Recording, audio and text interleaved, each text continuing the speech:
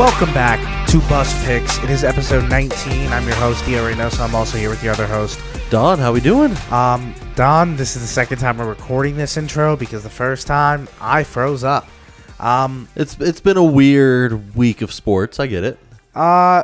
Is that how we're... That's how I'm going to call it right now. That's how I'm going to call it for right now.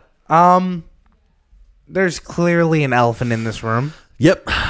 One of our teams lost in the AFC Championship game this weekend. We're going to cover it in a few seconds. Okay. But I've told Don this for the past 3 days now.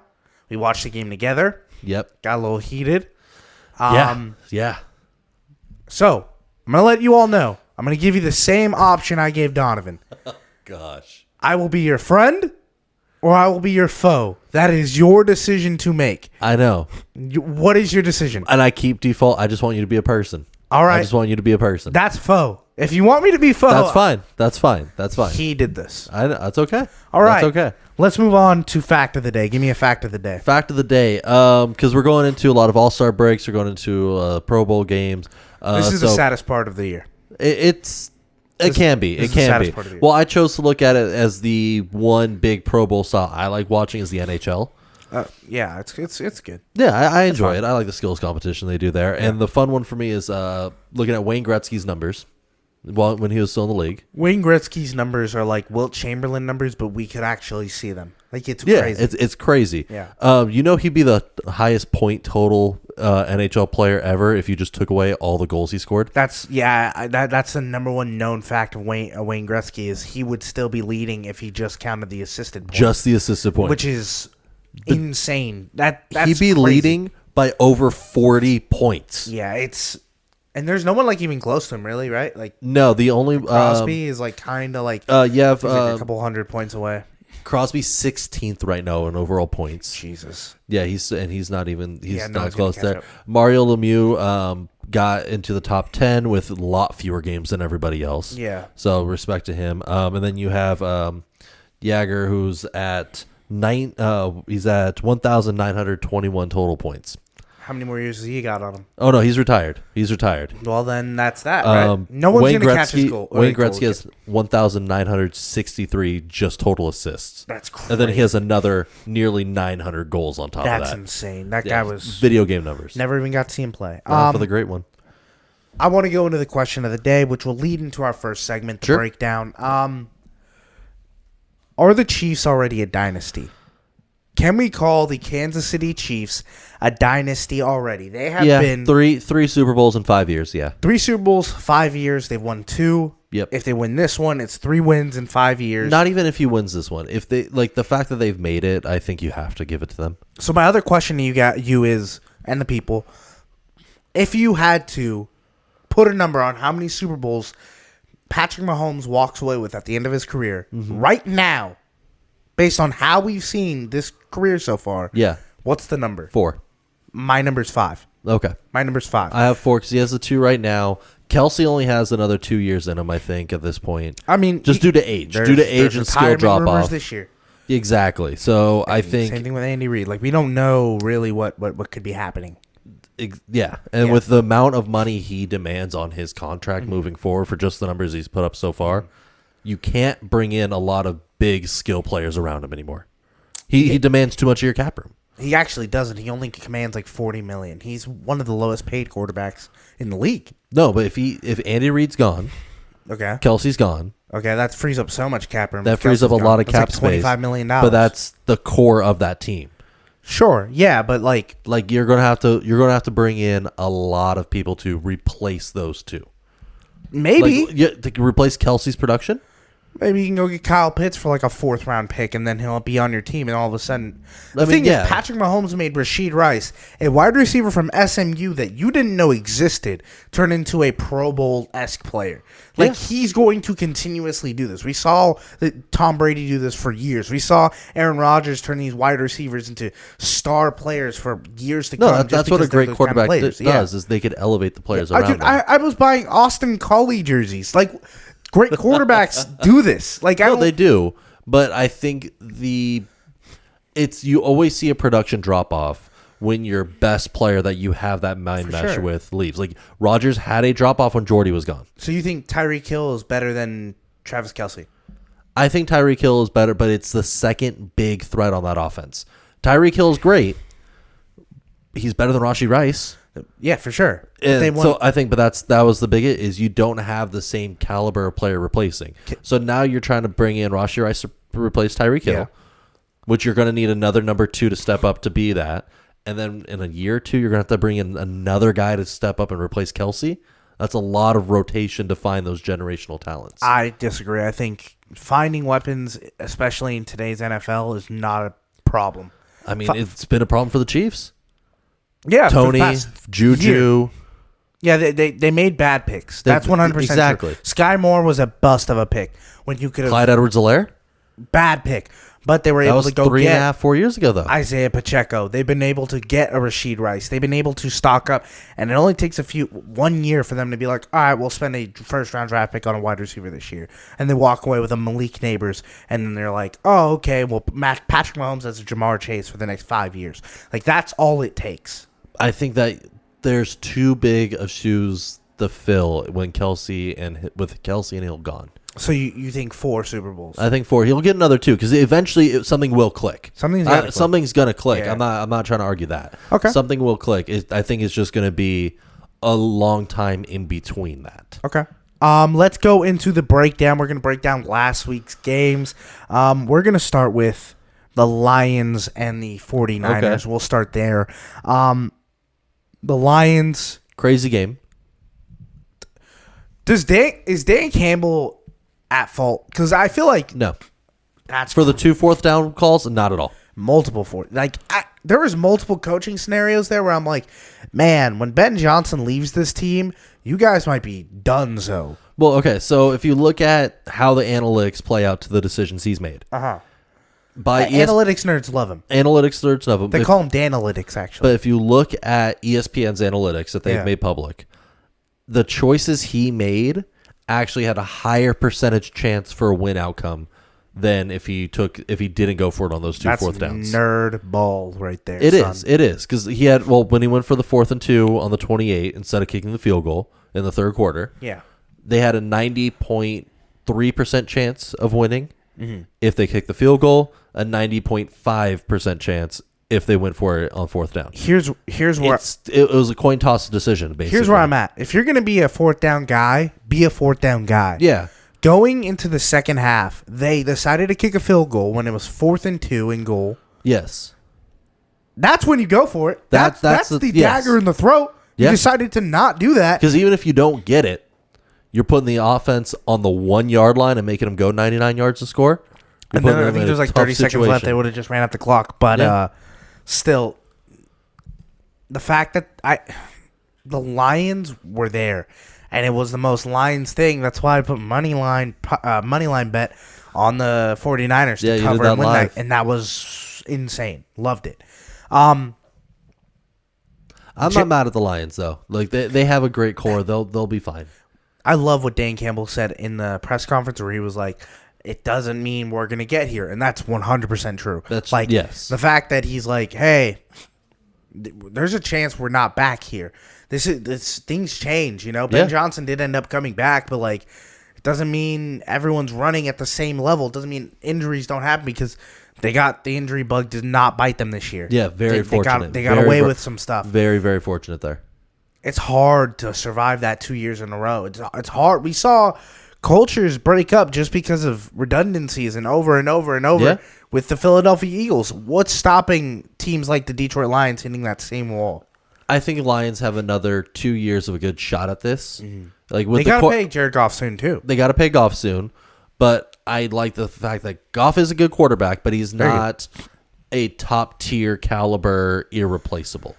It is tough to. There's quarterbacks on the market who could fill a similar role. Jared Goff top 10, yes or no? Off the gut.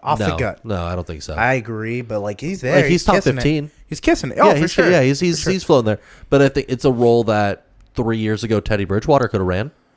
Nah, Teddy Bridgewater was bad 3 years ago. I was like 5 years ago. Teddy Bridgewater.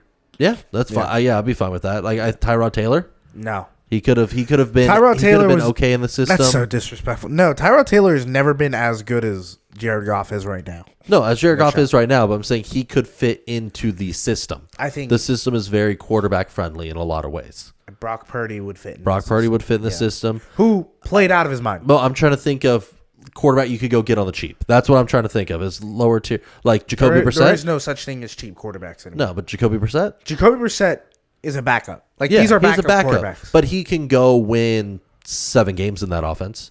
I don't think so. No? I think there are 7 games. And that's what I'm saying is if a career backup Sam Darnold, he could win 6.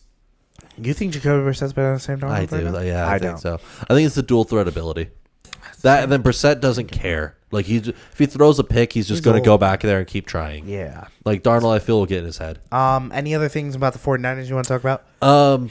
Honestly, the big play to Ayuk, crazy. That catch was insane. That catch was amazing. That's like a frame it. That's a moment catch right there. Another moment that like will live on in infamy is Eminem flipping off. Did you see the picture? I mean, that's just who he is. Yeah, but that's a forever picture while they're up. And C.J. Gardner-Johnson like waving goodbye to the Niners fans only for them to lose is another. There's a lot of iconic moments that happened in this game that I'm like, I will go back to and be like, that was hilarious. I mean, honestly, like if you, that's why I always say it's like unless you're gonna keep your foot on the throat, don't start showboating. Because the minute you start you start letting up. You start playing cocky. You don't stay with that same level of hunger. Keep that same energy when we talk about the next game, which is the Ravens and the Chiefs. We watched this game together. Yeah. I had a future on the Ravens. Yes. I made it back in September before the season you've started. Made that very clear to everybody. Don, yeah, your favorite team is the Ravens. Yes, that is my team. You have the floor. How did you feel this game went? Honestly, okay.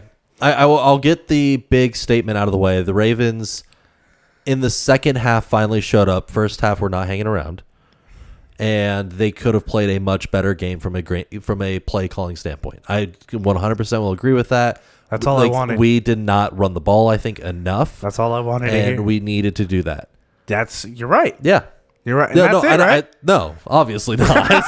Because I think having 3 for sure, I like to argue 4, but 3 for sure, deep ball, put us in the red zone, put us within 5 yards. One of them wasn't. One of them was to get you to the your own 40-yard line, the OBJ one. The OBJ one down the sideline to the 20? No, or the second OBJ one to put us on the 40? The first one put you on the 40 when you guys were backed up on your own side of the field. That one would have got you to the midfield. Grabbed him by the wrist and the arm, straight-armed Obi. Yeah. I still don't. There was 3 defensive pass interference. That's what I'm saying. There's 3. Right. I like to argue 4, but I think there's 3. 1 on OBJ. Yeah. And 2 unlikely. Okay. Wait up. Keep talking. Okay. I don't understand. I know you're... Okay. Yeah. I don't understand how you don't call at least one of those. The fact that there was 3, maybe 4 in an entire game and the refs somehow do not throw a flag the entire game. Oh, I can tell you. When Isaiah Likely gets tackled on the 20 when he's going for a post route to the post route into the red zone. Not and bad that call. There's no flag. Bad no, it's not even a bad call. There was no call. Yeah, but bad flag. No flag. No flag. Whatsoever. Yeah, the deep shot to the end zone where Likely gets tackled before the ball touches anyone. That was not pass interference. That is pass interference. So here's something. That is the technical definition of pass interference. I knew you were going to do this. That's why I was going to bring this up. Okay. I need you to take a step back. Sure. And stop reading technical rules to ref calls. Because at the end of the day, there is no technical. There's a definition that the refs have to base the call on. It means nothing. It's based off of the referee's view on the play. Yes. It's based on his perception of what is happening to him on what pass interference is. That's it. That's the rule book hits the ground the second they step on that field. And that's a fact. That Referees is true. Screw games. Yes.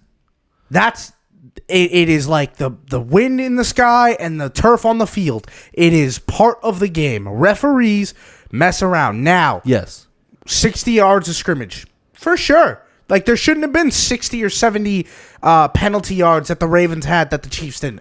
Agreed. 100%. Were there a couple holds that the Chiefs got away with?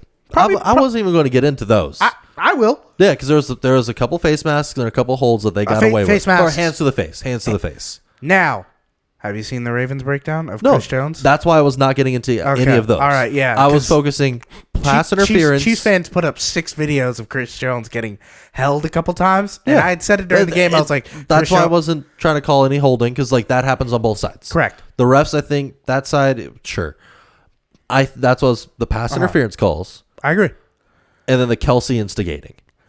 Because Kelsey was already instigating before the game started. 100%. Him and Patrick Mahomes were kicking Justin Tucker's stuff. Now, yes. I heard the Justin Tucker story gets a little muffled because he was told it wasn't his time to kick on that side of the field yet. And he said, no, this is my routine. I always do this. Yes. I've never had an issue doing this. Yes. The Chiefs organization let him know it's not his turn. Right now, they're using that side of the field, and he decided to walk over there. Patrick Mahomes then was a baby. Yeah. And did that. But he was told beforehand that Patrick Mahomes and the Chiefs were going to use that area in a allotted amount of time. Yeah. And he decided to stay in that area. That was the thing, though. He was there before the Chiefs set up. Correct. But it's not I was here first situation. No. You have the home team. Correct. That's where Tucker lines up every single time. Correct. That's where almost every kicker in the league, except for Butker. Yeah. Butker does not do this consistently. His pregame changes. Almost every single kicker in the league otherwise, though, sets up there to warm up. Mm-hmm. They set up on the opposite sideline, and that's where they warm up 90 minutes before the game. That is a league. I don't want, it's not policy, but that's what they do every single time. Everyone does it. And if you watch where Tucker set up, he even checked in when the Chiefs showed up. Yeah. And made sure that he was out of the way for the passing lanes so they could warm up around him. Because that happens every single time. Yeah. If you watch Tucker warm 100%. Up every game, is he always checks in, makes sure if they're both going to use that sideline at the same time, that he's not in the way to interfere. He's just there to warm up. Here's where I'm at, though. There's no reason for Kelsey to pick up his stuff and start throwing it, start getting in his face and mad dogging him. There is a reason. The reason is to intimidate them. The reason is to little dog them. The reason is to get in their head and show them, hey, welcome to the Thunderdome, buddy. I know I'm in your house, but check this out. We're bringing up big dog energy. That's what it's not scumbag. No, that's a scumbag. When a guy comes over to you and says, hey, I'm going to warm up here. Am I in your way? Are we good? There's spacing for all of us. They're about to go to war. They're not going to be like, hey, buddy, I'm going to... No, that's called sportsmanship. Sportsmanship is the wackest thing ever. Sportsmanship's for white people that couldn't dunk back in 1942, and they continued to think like, oh, we should shake hands after the game. You don't have to do shit after a game or in between a game as long as it's within the rules, right? As long as it's within the rules of sportsmanship and unsportsmanlike conduct, you can do whatever you want. I forgot you're a Draymond fan. You're a fan of him kicking people in the balls. Which brings me to this new point. Sure. You know who lost you this game? The refs. 100% in my mind, the refs. Not the rookie Zay Flowers fumbling it. Not the rookie Zay Flowers getting a penalty, throwing a ball at a player that was not holding his ankle. I know you will say holding his ankle. He pulled him down to the floor on a tackle, and as he was getting up, his hand was still on the dude's ankle as he's getting up. He was not making any rotation to pull anything. He was holding his ankle. Watch the play. He's holding his ankle. I've watched it many times. I'm not going to blame Zay on the fumble. He was trying to make a touchdown. That's fine. That's a game decision that happens to everybody. That's a game-losing play. I'm not going to blame him for trying to go for the touchdown. That's not a bad call on his part. That's a bad play. He didn't. I love Zay Flowers. Yeah. I loved him coming out of Boston College. He tried to go for the touchdown and got it punched out. That happens to so many players. That happens to star players. Yeah. That happens to rookies. That happens to everyone. Okay. Sometimes you overextend for a play sometimes. I'm not going to blame him on that. What I am going to say is the refs missed 4 obvious calls. 3. I'll say 3. 3. Okay, 3. And, which do change the game. Yeah, and then the big point to me, maybe, to show that there wasn't bias, because we knew this going in. I even talked about it on here. Yeah. That the referee that the NFL chose, most biased to away teams in the league. By far, since 2017, the most biased to away teams in the entire NFL. Yeah. Now, the one thing that shows to me that there is NFL bias involved in this is Kadarius Toney. So, a lot of stuff has come out this week about Kadarius Toney. Yes. How do you feel about this? I think that when a player is openly saying, I'm not hurt, The coaching staff and other players have been like won't give their name, but have said, "Hey, we put him off to the side so he could spend time with his family." That's not what they said. That's what has come out of some beat reporters. That's what they said was they were doing it to save his job for next year. So they lied on the injury report, though. You can lie on injury reports. No, you were not allowed to. The Falcons got fined for it this season, and they get fined. Whatever. Falcons got no, but they're not doing it to the Chiefs. That means for 5 weeks, the Chiefs have had a tangible unfair advantage on lying to injury report when there is NFL policy and player union policy against this. I think this is the part of the sport where Falcons were fined $100,000 for 1 week on the Bijan ruling. This is the part of the sport where I'm like, I don't care. I know you don't care, but I'm saying there is a rule and regulation in place. Yeah. The Chiefs broke that rule. Yeah. Clearly, they broke the rules. Correct. Yes. There has been no punishment. No, and no investigation. It won't be. And they cheated. Multiple champions cheat. That's sports. I'm just saying. I know you haven't accepted it. I had to accept that decades ago. I had to accept that cheating is the only way to fairly win a game at this point. I guess I'm different. You still believe in sportsmanship. That doesn't exist. The people that still believe sportsmanship exists lose championships, and that's just that's the world of sports that we live in. I guess if I want a team, then I'm happy the Ravens won with class. Then they didn't win with class. They were very upset. Yes, they were very because there were people screaming penalties while they were doing bad things on their side of the field as well. We got to talk about Lamar. Sure. I love Lamar Jackson. Yes. I put it in group chats. This is Lamar Jackson friendly zone. Okay. Why didn't they run the ball with Lamar Jackson? That's play calling. I don't understand what the play calling decision was. I think maybe they were convinced that we're a great running team. They're not, so they're going to sell out completely to the run. That's going to leave the passing lane open. And when we're down, I will say the Ravens this season, when behind, have passed at a very high volume.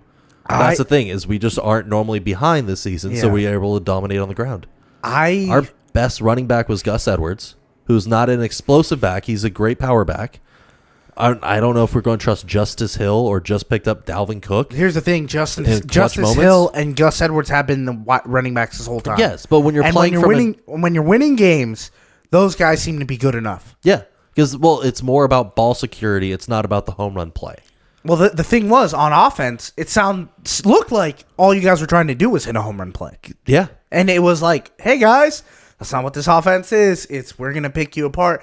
And that's what Mahomes was doing in the first half. Of course, your defensive coordinator ended up leaving, going to Seattle. That's something else, yeah. He's taking some defensive coordinators with him. Or some coaches on that staff with him. Yep, our linebacker coach is now going to be the defensive coordinator now. That defensive adjustment in the second half to hold Patrick Mahomes 63 total yards for that offense. No, not just Mahomes. 63 total yards for the Chiefs. And that's where all the PI calls were handled. When the Ravens offense finally got moving, which same thing as Texans. Look at what happened with the Texans last week. The week prior, I mean. Yeah. The Ravens offense didn't show up until the second half. Correct. When they come off, and that's been a issue with our team, I will admit, is when we come off a bye week, the first half of play generally is a lot slower paced. Second half, we pick it up. Yeah. When the Ravens offense starts showing up, then all of a sudden, no PI calls. Then the ref's bias is shown even more. Are you not blaming? What on a scale from 1 to 10? What's the amount you blame Lamar on this loss? Like a 4. I don't really blame Lamar because it was a play call. He's not he is a great scrambling quarterback, but when the play call is to throw the ball deep, is to move the chains, he's playing that. I agree with you. He executed the system. I'm at a 5, but I do it's such a biased pick because I'm like, if this wasn't Lamar, how would I really feel? And I'll take a step back because I love Lamar Jackson. Yeah. I think there was moments where I'm like, hey. There's moments where people have been saying this all week. Sure. Of people pointing at me like, that's why you don't get a running quarterback. I don't agree with that. Okay. But there was a clear difference between what Patrick Mahomes and how he runs and how Lamar Jackson and how he runs. Yeah. And I think they're the 1 and 2 quarterbacks in this league. But I think at the same time, with that being said, if those PI calls are actually ruled correctly, if they were called, That's Ravens set up in the red zone 3 times. I think the narrative is... All those were on the same drive. No, they were on different drives. No, the pass interference to OBJ, that first one, was the same drive that happened on the interception. That's the same play. And then the Isaiah Likely pull-down play was the last drive after that. So there was 2 different drives. Yes, that would set him up in the red zone. One of them was on the 1-yard line. Now, the interception... here's the reason why I don't think that's pass interference. It was thrown behind, and he stopped. He couldn't have made a football play, which means it's up to the ref's interpretation at that point to say, could he have gotten back to the ball? I think so. He was 1.5 steps away from jumping for it. In between 3 men. I don't think he gets it. It was in between one guy in front of him at that point. Well, there was then two behind him, and then one over the top. One over the top who got the pick. Well, and then 2 tackled him. They tackled him because he stopped. Because the ball was coming behind him. That's on the defender. You see that all the time on a deep ball. If the player comes back for the ball and gets tackled, they throw the flag every other time. It's up to the ref's interpretation of the pass interference. That's what I'm telling you. There is no letter of the... There is a letter of the law. They don't listen the player. To it. Yes. Yes. That's what I'm saying. These refs but that's the thing, is these refs already were biased coming into the game. They're known to be biased. That's what reffing is.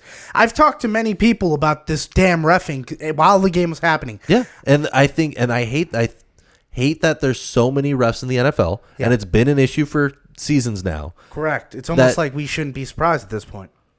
I just don't like them determining the outcome of a game. And that's what they did here, is the refs determined the outcome of that game. I don't think so. There was by a 1 touchdown differential, and 2 plays could have put us within the 5. What about at the end of the game when you guys had a chance to stop them and get the ball back and score, but instead you let Marquez Valdez-Scantling run down the middle of the field and catch it? It was literally 50 seconds left.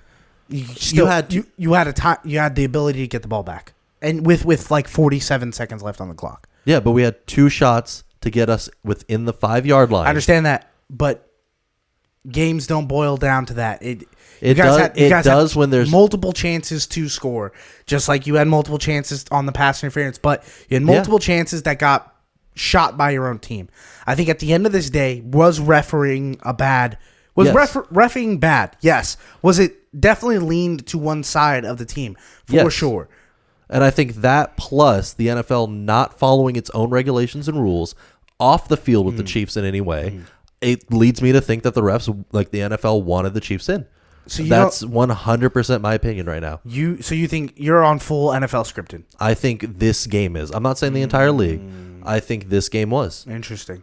I think that there was very big influence and very big script and bias by the league. I mean, you picked foe today, so I'm going to be a foe. I didn't pick foe. I said just be a person. I'm being a person. I'm giving you honesty. I'm giving you... Honesty is there's 3 missed calls by the refs on pass interference. 2 to 3. 2 to 3. I wouldn't have called the pick. I would not have... One of us is wearing a referee uniform right now. Yeah, because you're strange. I wouldn't have called the interception in the end. I would have called the interception in the end zone. Okay, so the Isaiah Likely one, second one, that's pass interference, and the OBJ one, pass interference. Okay, there's still a fumble. There's still Marquez Valdez-Scantling going down the field. If one of those 2 is called, there's still a taunting. Still taunting. Taunting, yeah, it was a taunt, but it was because I forgot the defender's name, was literally holding his ankle. There was still a player that headbutts Travis Kelce in the face. Because Travis Kelce grabs him by the face mask multiple plays before that. Van Noy didn't even headbutt him. He just walked. They touched helmets. That's crazy. No, he fell. He fell? He touched helmets? Come on. No, Kelce sold it because he's being a scum the entire game. Kelce is a... I do love this because... You will hold on to this grudge to the end of your days, which is cool. That's what sports is about. You're going to hate Patrick Mahomes and Travis Kelce forever. Forever. I think, Mahomes, I respect his talent. I respect his playing ability. I like him. I already just didn't like him as a person for years. I mean, he's done nothing as like a person to ever be like.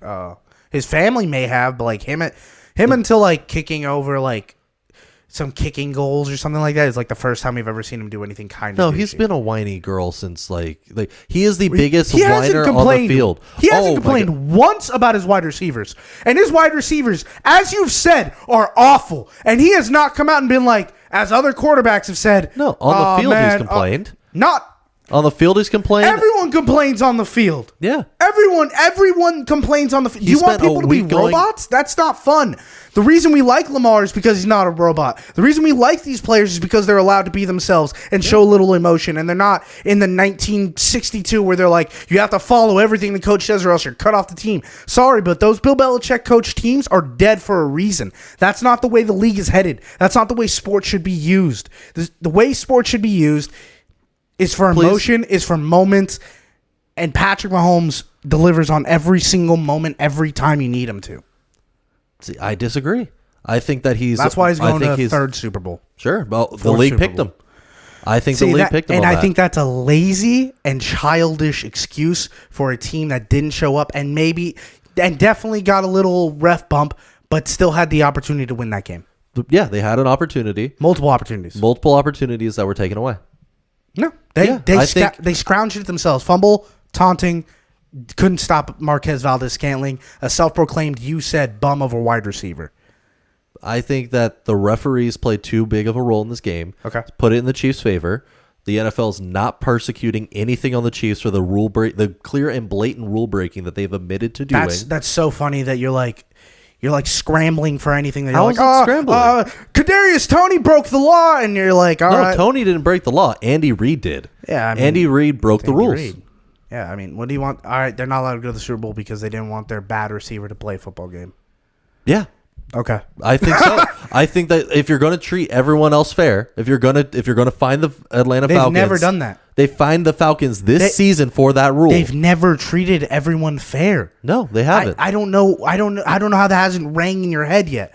We saw Tom Brady win 7. How have you not realized that this is what the league is? Yeah, they pick their guy and they say we're going to treat you separately than everyone else in the league. Correct. And Patrick Mahomes is treated separately from everyone else in the league. And there's still opportunities to beat those people. Talk to Eli. Talk to Nick Foles. Yeah. Talk to Joe Burrow. There's still ways to beat those teams, and those guys don't walk away excuseful. Josh Allen and the Bills fans aren't walking around getting smacked by the Chiefs for 4 straight years being like, well, man, it's because they like the Chiefs. They're like, no, our team isn't there yet. Our team is not built to beat this team. That's what we were saying last week. That's what we should be saying about the Ravens. That's a fact. Let's move on. Okay. I disagree completely. I think the league needs to be more fair. Yeah, that's never going to happen. Would you rather... Why care about the game?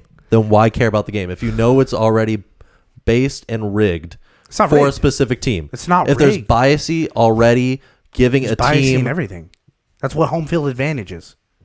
Home field advantage averages to 3 points. So it averages to something, doesn't it? Yes. So that's based on noise, and but if you put a referee who does more than 70% of spreads, you like pushing that. You like pushing that number more, don't you? It was 40 last week. We got the tapes for that. We got to move on because it was at 40% last week. It was not. That's what I'm pulling up the tapes after this. Sure, go ahead. Would you rather quarterback edition? We're going to go through some quarterback matchups. We're going to say which we would rather have in these scenarios. Sure. Let's start with Kyler Murray versus Justin Fields. Okay. I feel like these are both guys in a very crucial point in their careers. Yeah. They both kind of have one more shot, whether it's Justin Fields with a new team or with the Bears. Kyler Murray kind of having to show, hey, this is the reason why I have this contract. Okay. Who would you rather have going forward? Fields. What? Clearly Fields. Clearly Fields? Yeah, in my mind, clearly Fields. Kyler Murray's done so much more than Justin Fields has ever done. Yeah, but Kyler Murray has had a true number 1 for more years than Justin Fields has had. Fact. Hopkins? Fact. And Marquise Hollywood Brown. Exactly. Fields has done... But with a number 1, what has Justin Fields done? When he missed 6 games this season? Yeah, and it's still not good. It's not good stats still. Missed 6 games, still ended up a top 15 QB at the end of the year. You think top 15 QB in what? Not passing yards, not passing touchdowns. No, but if you count total yards, rushing and passing yards, top 15. Okay, but by that metric, Daniel Jones was a top 5 quarterback last year. Yeah, is that you're dying on that hill? I don't think Daniel Jones. I don't know his yardage last year. Last year he had over 800 rushing yards and over 4,000 passing yards. Okay, he only had 20 touchdowns. But then what's his touchdown to interception ratios? Yeah, I mean he didn't have a lot of turnovers. Daniel Jones had a lot. Not last year. Last year because a lot of fumbles. Yeah, last year with Dayball he was playing out of his mind. But like, you could say that someone has a flash in the pan, great season one year, and then he gets paid $49 million. We're not here on Daniel Jones. No, I think Fields clear. Like I like his work ethic, his play when he's even had one better receiving option around him. He's elevated the play. Loves to hyper target him and throw picks. That's what he does. I like Justin Fields. I think right now he is going to be a better long-term quarterback than Kyler. Kyler has not shown to me that he can consistently produce without having someone to carry a large load for him. I agree, but that's damn near every quarterback. That's a lot of quarterbacks, but now we're going to see it this year with Brown. I think Brown's gone. Brown's probably going to be gone, yeah. No Hopkins. Yeah, but they're probably going to get Marvin Harrison Jr. We'll see. I still think the Bears go get him. I think the Bears. You still think Justin Fields is a Bear? I still think Justin Fields is a Bear. Oh wow, that's not happening at all. I mean, you didn't believe me. Bill Belichick was going to go talk to the Falcons. And then you still think that I didn't believe you that he was going to be the head coach of the Falcons, and we'll see. What do you mean we'll see? The Falcons have another head coach. I know, but we'll see in a few. Like we got time. In a few years. You still thought Dan Quinn was going to Seattle? Yeah, and so they got a better coach. That's a fact. They got a better coach in Seattle. Good for them. Dan Quinn being in. Well, we'll talk about that later. No, I just think I think Fields is the better option moving forward in my mind, and it's Kyler's work ethic which scares me too much. Kyler's work ethic is so disappointing. He has no drive to go and win. I don't know. I don't know that. It's just he definitely has interests in other things but football, and that's okay. No, I'm not saying that's a bad thing. That's fine. But it almost feels like he's like, I don't really care, you know? Like it feels like he's fine with a 5-6 win season, and that's okay to him. Yeah. And I don't want that for my quarterback. I want a guy who's going to grind. But maybe that's the organization, like, not putting pressure. Arizona is not exactly like an organization or franchise like, hey, we need you to cook right now. You know, they're not those guys. You know? But I mean, just out of what we've seen with the bad situation Fields has been put in for years, and he still has that work ethic, I'll take him. He doesn't even have close to a winning record. It's just that's fine. I think Justin Fields can be good. Yes.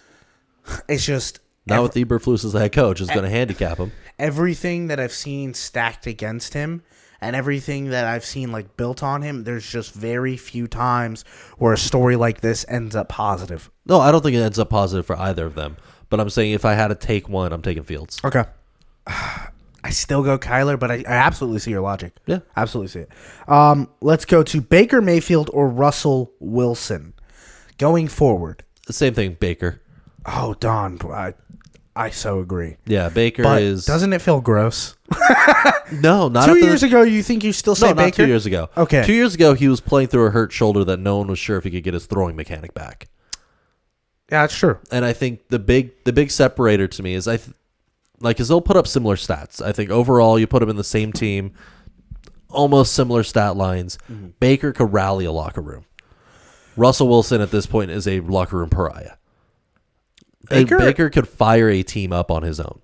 He will get a team going in the right environment. In the right environment. In other environments, it can be bad. Yeah. But I think Russell at this point, out of what is moving forward, what the league knows about him and what we know about him, he can't get any team to rally the same way. No one's been a longer and more violent Russell hater than me. Yeah. He's an original hate list nominee. I don't like Russell Wilson. I've been hating Russell Wilson before he threw a pick in the end zone to Malcolm Butler. Like, it's been a long time. And I feel bad because I don't think he deserves this much hate. No. Because it feels like he's playing a character at this point, though. He is a character. That's who he is. He's not a real person. Yeah. Saying that, you could convince me like Russell Wilson and like Pittsburgh can like rattle off 11 wins. Like here's the thing. Like I can still, not at all. I'm still like, I'm almost like it's a bad relationship where I'm like, I don't know, man. I still see something in him. You don't think there's anything left in the tank at all? No, he has a lot of natural talent there. He's going to be average to below average for the rest of his career. Do you think he goes straight into the Carson Wentz pile of quarterbacks? I think in late career Matt Ryan pile. Like Matt Ryan's cliff was so like quick though. Like it was literally Atlanta, Indy, dead. Like it was quick. Maybe late career Phillip Rivers. Phillip Rivers went to a playoff game his last year and almost won against the Buffalo Bills team. Yeah, I think it's very still like that. No team really wants him. Yeah, no, but he's just tough. Kind of like, oh, there's someone there. He was throwing hockey pucks. It was tough. It was tough, and I think that's where Russ is going to be in the next couple of years. Jordan Love or Tua Tagovailoa, two guys that you've kind of been high on. I like them both. I would say these are your boys. I kind of put them together because like you've been a Tua guy. As much of a Tua guy that there can be, and like you were propping up Jordan Love before while I was doubting him, you were like, give it a few moments. Yeah, where are you at? I like Tua more. I like Tua at this stage from this season. I like him a little bit more. Going forward, though, you're building your own team in Toronto. This is the Argonauts have been bought by Donovan Behan, and he gets the selection in an expansion draft. Jordan Love going forward or Tua Tagovailoa. I'm taking Love because I'm worried about the risk capacity with Tua. Being the jiu-jitsu, the concussions. The jiu-jitsu worked this year. The jiu-jitsu worked. I'm worried about the concussions with Tua because I think in my mind, and I hate that I think this, and it's just something I'm always worried about every time I see Tua get tackled is, oh God, please help make sure he's okay. Like if Tua does not get another head injury for the rest of his career, he's going to be a great quarterback, borderline elite in some ways. Elite. He is one of the most best precision passers I've seen. He just doesn't have the deep ball cannon, which is fine. Yeah, because his ability to throw a crossing route, his ability to throw timing routes, I think is second to none in this league. I agree. That being said, if I'm taking the spot as an owner, not a fan, if I'm taking the spot as an owner, GM, you're everything. You can be coach. I don't care. I'm going to be having panic attacks just seeing him in contact practice. And I cannot put my heart through that.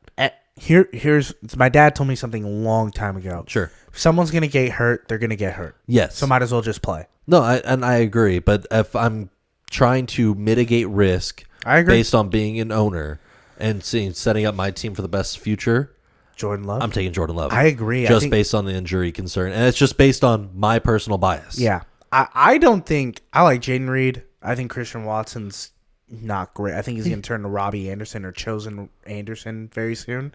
Yeah. I was going to say maybe like late career Deshaun Jackson where he's going to get the deep ball and it's going to be a touchdown, but he'll get two targets. I think – Jordan Love in a few years, we're going to be like, damn, that guy played with no wide receivers and did some cool stuff. Yeah. Wicks is okay. He's okay. Dobbs is good. Jordan Musgrave is one of the most consistent. He's a very good tight end, and Kraft is like fun. Yeah. But like, there's no one that's like, wow, that guy's dominant for him to be doing what he did last year. No. Jordan Love kind of impressed me. I'm not like fully on the Jordan Love train, but I'm like starting to get there. Yeah. Starting to build up. It's starting to build up. I'm not ready to be like, that's one of my guys. And we're going to... little teaser. In a few weeks, we're going to do our love and hate lists. Sure. So look out for that. Okay. I think you're going to see Jordan Love on mine. I don't know yet. I'm still developing. Okay. Good teaser. Brock Purdy versus Caleb Williams. Go on. I'm going to take off this jersey. I really did not like when I saw this come up on the docket. It's a good one. The reason I'm not a fan of it is because to me, it's hard to compare a quarterback. No, it's not. Who has done very well at the NFL level, who has surpassed all expectations of his ability coming into the league, versus someone who has yet to take a snap in the NFL. It's quite literally the best comparison we have on the board. I'm taking Brock Purdy. It's the clear number one versus Mr. Irrelevant in the Super Bowl. Yeah. Playing out of his mind. Yes. Showing everyone that, like, hey, he's got something in him.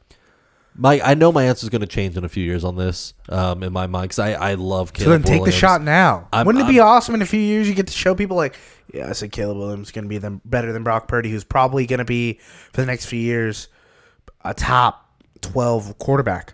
And right now it's hard for me to think that Caleb Williams is going to dethrone Purdy, especially in the situation that Williams will probably be drafted into. Yeah, Chicago, where they're going to get weapons.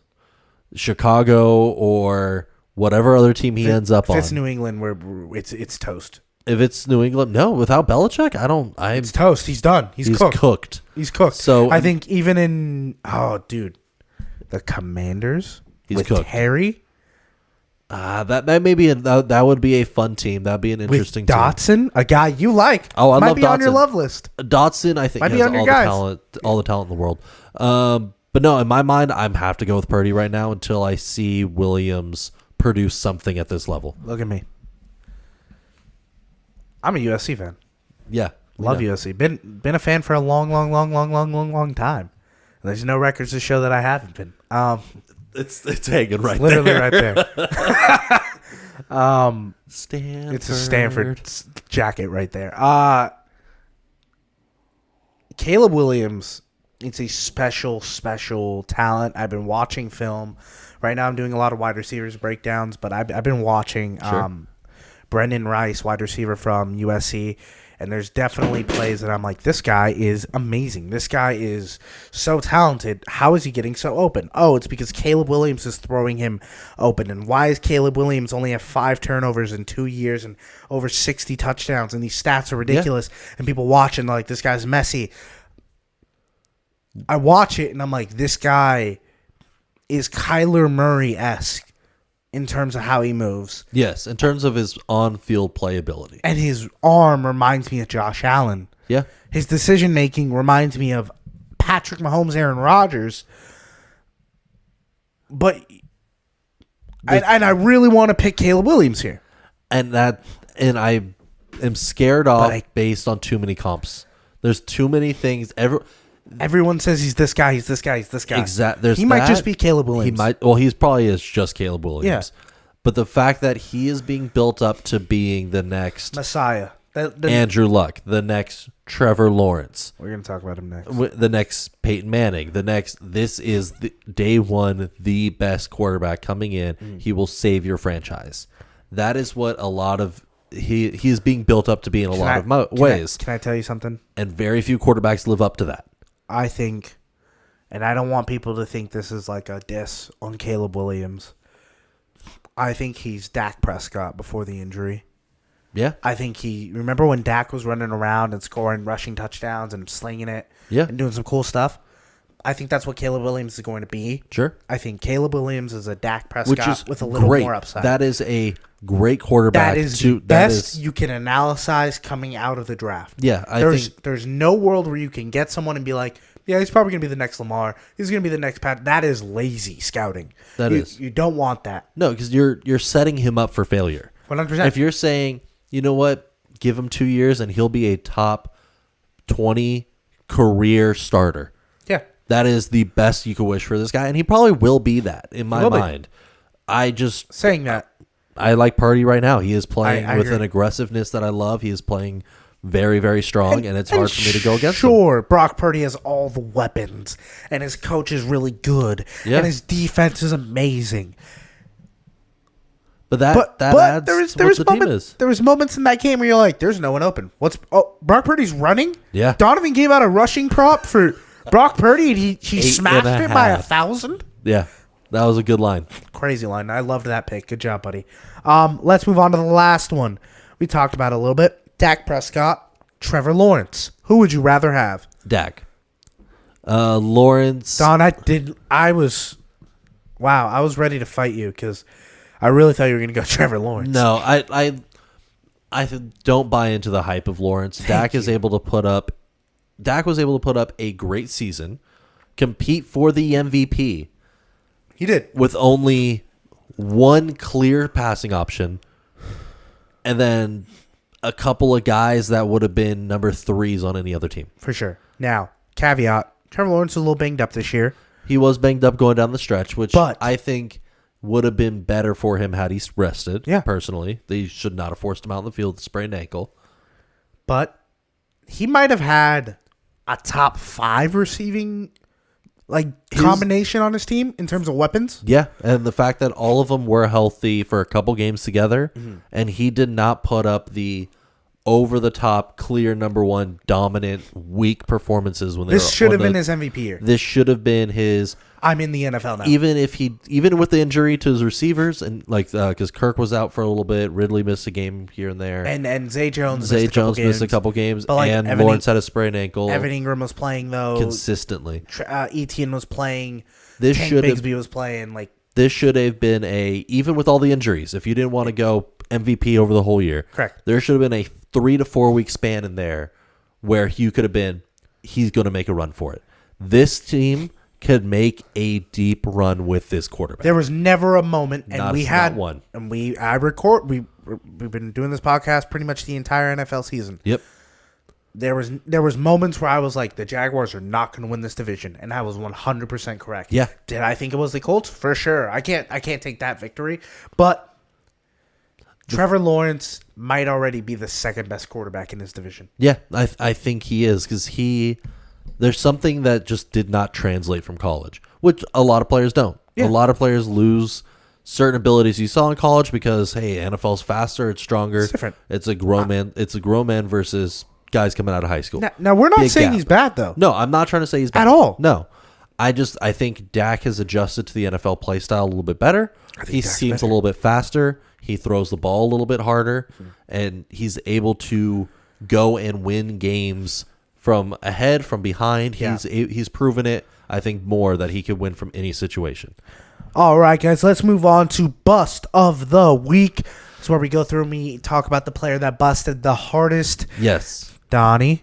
I'm choosing NFL refs. I'm dying on this hill. I should have kept the jersey on. I'm dying on this hill. That's fine. I knew you were going to pick refs, so I picked... we talked about enough of the refs. Yeah, we don't need to go into it more. I've said my piece. I'm gonna go with coaching for the Commanders. My bust of the week is coaching for the Commanders. Okay. So even with the Dan Quinn signing, we're gonna get there. I loved the Lions offense coordinator. I thought he was going to make a very good head coach. Yes. I wanted him somewhere else. I wanted him in Atlanta or Seattle. Commanders, I was like, that's fine. There's weapons there. Maybe get Drake May, maybe Jane Daniels, whatever you guys want. Build something. Yeah. He backed out. He's like, I'm going to run it back with my team. That's cool. You don't see that in the NFL that No, often. he wants to go win with the Lions. The Commanders reached out to Bill Belichick, and he was like, I want this job. I don't know of many coaches who do. And they went with Dan Quinn. Now. Which I'm taking a victory lap on calling. You called this one. Veteran coaching coming in to restabilize the ship. Doesn't it feel like a lateral move? Doesn't Dan Quinn feel like Ron Rivera before Ron Rivera became a Commander? A little bit. But the big difference to me is Dan Quinn, I feel he's a guy who could go rebuild a roster. Yeah. He's done that very well. Like, he proved that he is able to go put up a lot of successful winning seasons, build very strong defenses. Atlanta wasn't a bad team under his. Atlanta was a good team. And he's a good leader. Yes. The defensive players on the Cowboys love Dan Quinn. Yeah. He built one of the best defenses in the league. For sure. Statistically. Everywhere he goes. And he's able to have explosive... When he was a head coach, explosive plays, explosive players, and cultivate those guys and trust his coordinators to get the job done. Here's the thing. The offensive side. I'm not doubting he's an NFL head coach. Yeah. I'm just saying, how ugly is this job? I think it has upside now that the team has been sold. It's new ownership. But, there's clearly something going on where multiple head coaches are like, we don't want this job. Because there's ongoing investigations in the team. There's too many allegations. There's going to be front office firings. There's too much turnover. It's a hot seat based on investigations. With that, there's a little nugget of, hey, did you hear who might be the offensive coordinator for this team? A little guy by the name of Chip Kelly is interviewing for this job. Which would elevate this roster like crazy if he does. Would it? When we saw Chip Kelly playing coaching in the NFL, it looked cool for a week, and then we were like, oh, no, this isn't going to work here. It's not like UCLA's been winning national championships. No, without a doubt. But I think that if Dan Quinn's able to build the defense that he has historically been able to do, no matter what team he's gone to, he's able to build a top 8 defense consistently. If he can do that, let Chip Kelly be gimmicky. If they could pull out some crazy plays here and there and get a win that way, the defense will be solid. I would just I rather think that would be a nice compliment. I think rather just go get a NFL guy that knows the game in the NFL. Yeah, that would be the best. But I understand the gimmicky look, the flashy move right now. Gold star of the week, Brock Purdy. I mean, this guy, he put up a crazy game. He impressed me. I didn't think he had this in him. Exactly. The stats: 267 passing, 1 passing touchdown, 1 interception. Not a great line. Yeah, that's not great. Not great. It's what he did with his feet. The five carries for 48 on the ground. It's the making the big plays when they were needed, and being able to rally a team that was down by 17 at half, and then turn on the offense. That's what impressed me. It's really moments like that make the legend of being a quarterback so powerful. It's moments like that people look back on and they're like, he wasn't that bad, man. I mean, he got us here. That's what Joe Flacco lives off of. That's what Nick Foles lives off of. Yeah. And that's what players like Brock Purdy are probably going to live off of. Moments like these that you're like, hey, for a moment in time, they were that guy. Yeah, and this might be that moment in time. I think this is his moment for that. Okay. But I like that the team is still going to have many of these core pieces for a few more years. Yeah, it's going to get dicey soon. It's going to get dicey soon, but I think he's going to have. We're going to look at this stretch, like these last season and the next 2-3 seasons, and be like, he was the guy for San Francisco in this span. I think that the collapse of the San Francisco weapons are going to be way more drastic than the Chiefs one you were alluding to earlier. I think it's going to be because they have talent on every position. It's a very big difference now. We're going to skip this. We're going to skip it. Okay. We're going to skip this. We'll do it next week. We're doing an NFL stock market. Tune in next week. Maybe we'll add some new stuff there. Sure. Let's go straight into the pick 6. We have our 6 best bets. Yep. No NFL. No NFL. Well, I have some, but that we'll get in. Yeah. I'm going to start. I went very college heavy. Sure. I went 2 NBA picks. Okay. 1 surprise pick. Okay. I'm going to start with Oregon USC basketball. Sure. Over 146.5 points to score. USC is one of the better scoring teams. I think Oregon is one of the best teams in the pack. This is last year of the pack. Go Pac-12. I really want to see a team make a run this year. We couldn't do it in the national championship, so why not do it for basketball and March Madness? Let's start the March. That's a fun Give one. me the over. For me, I'm going. I have 2 football picks, and they're going to be for the Pro Bowl week. I'm taking the Move the Change challenge that is going to be coming up this weekend. It's so funny that we can gamble on this. Oh, I love it. I'm betting all these. Well, I'm taking 2 for this one. So the first one I'm taking for the Move the Chains is I'm taking the AFC to win this one. You have 3 of the starting Pro Bowlers for the NFC that are not going to be showing up to this game. You have Zach Martin, you have Trent Williams, and you have Nick Bosa. Mm-hmm. They are not going to be showing up to the Pro Bowl. They have alternates coming in. I'm liking if the 3 AFC starters are decided, they're showing up, they're the best in the AFC. You have backups coming in for the NFC and a strength challenge. I'm liking the AFC there. How much part of you is a little AFC biased? I don't, because I always feel like my AFC bias. This is out of my Pro Bowl picks. This is the AFC bias. Okay, but it's also I'm happy you admit it because but at minus 110 for almost every single Pro Bowl pick is the line right now. Mm-hmm. I'm taking the starters over the backups. I don't think that's too much bias. I think you're good. Give me another one of your Pro Bowl picks. My other Pro Bowl pick is the Precision Passing Challenge. Again, I'm taking the AFC to win here, but this is more by the numbers. You have C.J. Stroud, Gardner Minshew, and Tua Tagovailoa. They're competing against Hurts, Mayfield, and Geno Smith. The NFC quarterbacks all rated 15th or lower in completion percentage this season, whereas in the AFC, with Tua was a top 6 completion percentage quarterback. C.J. Stroud was top 10. You have a lot better. What about the other Pro Bowl quarterback, Gardner Minshew? He was top 15. Okay. But that's what I'm saying is the AFC quarterbacks all elevated completion percentages, all over 60%. Mm-hmm. NFC quarterbacks all bottom 15 ranked. If I'm taking precision passing, I want the guys with better rates. Hey, Don, I forgot to bring this up. We both now have Pro Bowl backup quarterbacks. Yeah. That's awesome. That's Look awesome. That's a fun thing. This is awesome. And some would say our quarterbacks are the most alike in the league. I honestly think Richardson plays more like Josh Allen in terms of his running ability. He drops the shoulder. He wants to run through somebody. Right. Yeah. I'm going to go Dayton minus 7.5 against St. Bonaventure. I know some of you are like, what are these schools? Dayton is a real force to actually make noise in the NCAA championship. I think they always have they flirt with it pretty consistently for March Madness. This is a team that I think can make the Sweet 16. This is a team that I know is going to get a bad rap because they're going to have to play like a Kentucky or like a really good Big 12 school. Yeah, and that's going to be rough. Dayton has really good shooters. They play really smart defense. They've got older players. I love what Dayton can do. Give me Dayton minus 7.5. Okay. I'm also taking Toledo money line versus Akron. They're they're plus 4.5 underdogs, but I'm taking a money line.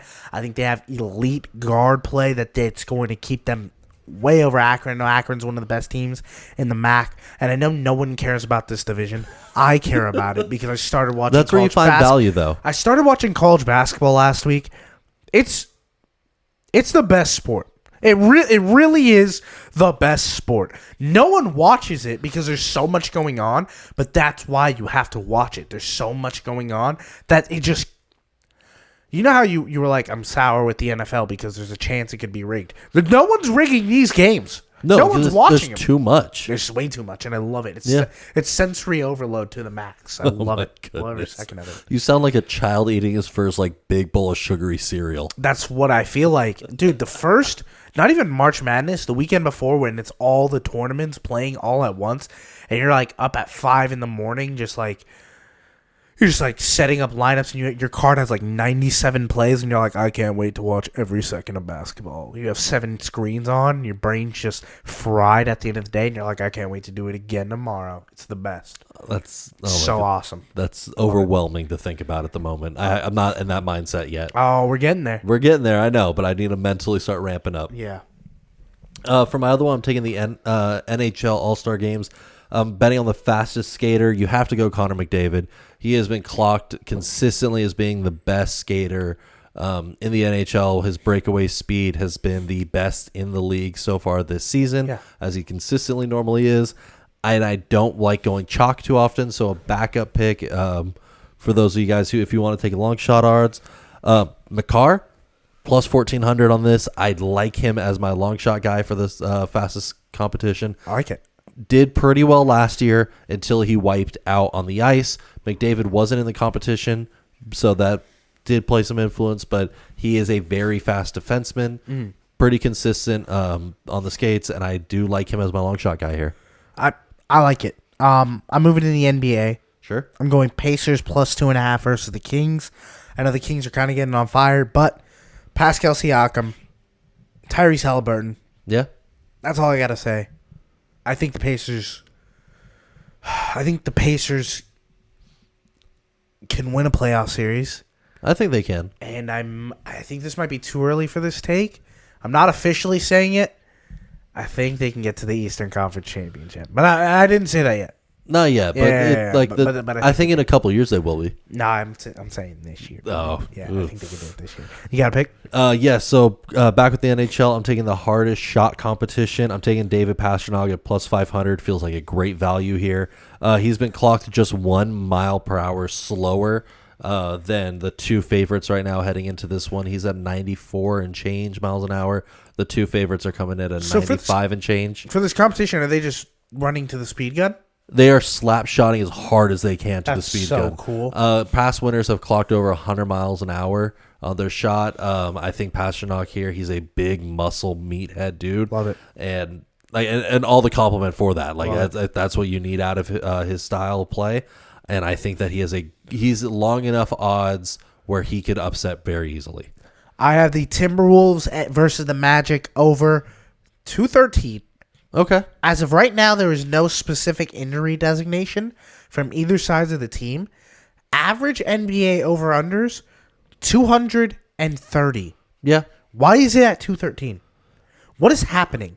Did I find another line like I did a few weeks ago? With the T-Wolves, It's their defense, I think. They are one of the best defensive units in the league.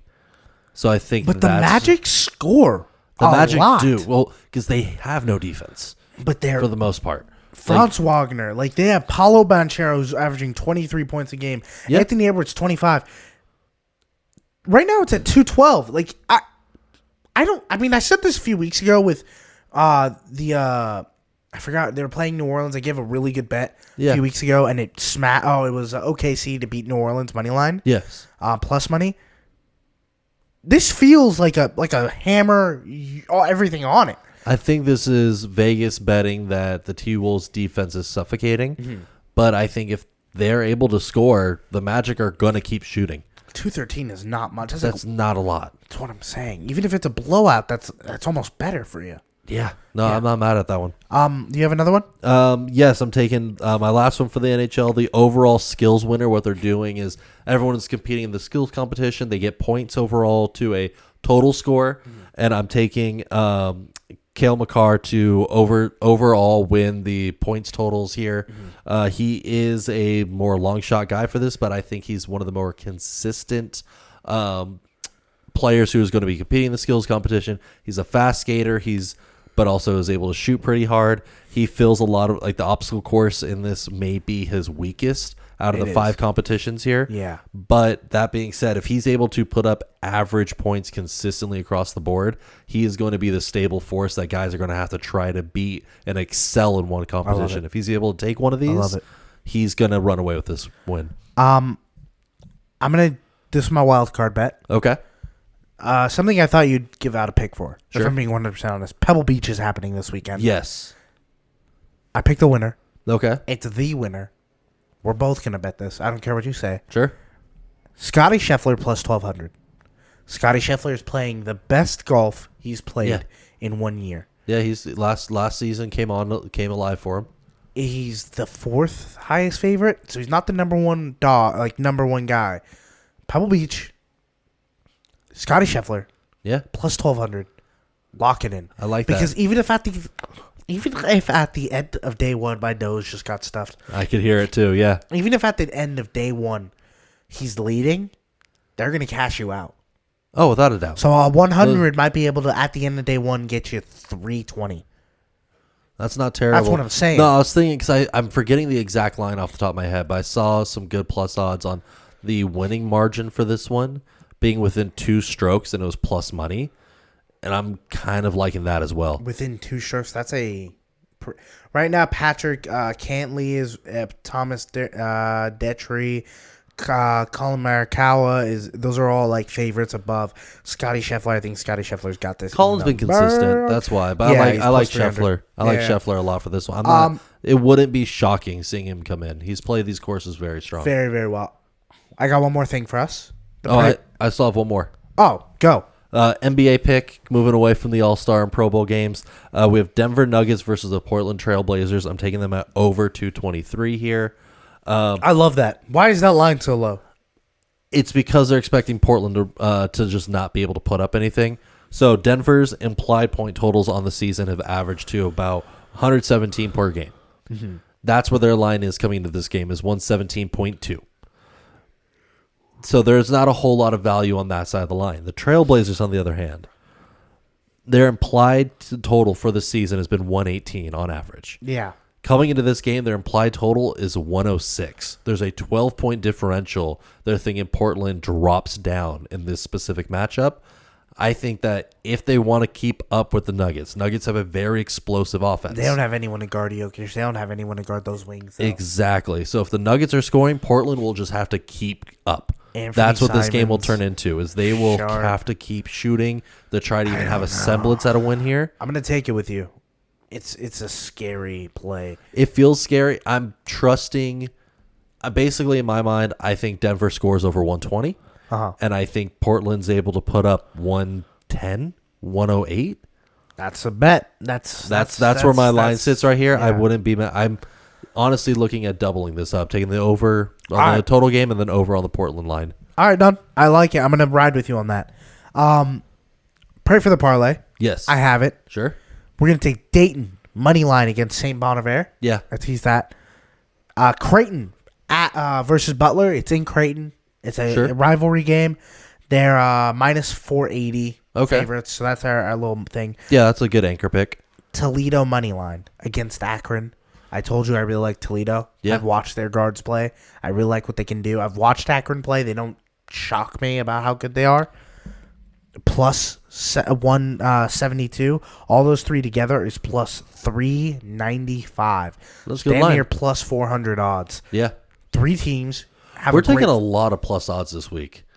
What did I tell you about It feels weird to do. I told you at the beginning of the year, I'm doing three things. I'm watching more hockey. Yep. Done that. I'm chasing positive units. Doing that. And I'm never going to bet against Patrick Mahomes ever again. That's a teaser for next week, guys. Okay. And don't hit the button. Thank you guys so much for listening to another episode. I promise you, me and Don are still friends after yelling at each other for 30 minutes. Yeah, that's just happens in sports. It's part of the fun. Thank you guys so much for listening, and remember, pray for the parlay.